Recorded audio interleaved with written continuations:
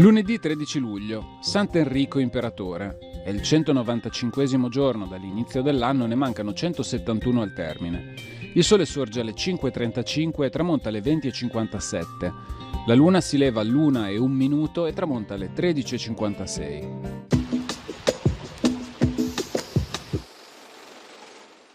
20 ambasciatori veronesi giungono a cavallo sino in piazza San Marco a Venezia, dove li aspetta il doge al quale consegnano le bandiere, il sigillo, il bastone del comando e le chiavi di Verona, in segno di spontanea dedizione a Venezia.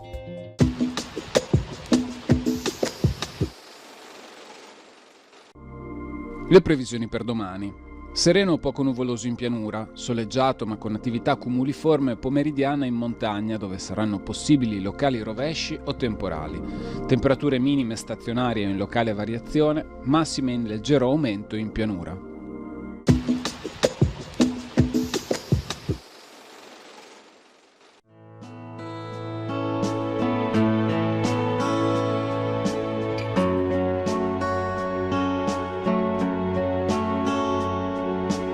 Il castello di Schio si eleva su una piccola collinetta in pieno centro cittadino ed è adibito a parco pubblico. Dai reperti archeologici l'epoca di fondazione del castello parrebbe risalire all'età del ferro, così che potrebbe essere stato costruito dalle popolazioni eugane o venete.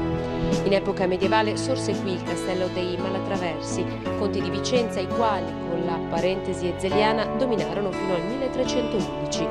Poi il castello passò alla vicina città di Vicenza, quindi agli Scaligeri, e nel 1382 ai Visconti del conte Giorgio Cavalli che lo rinforzò.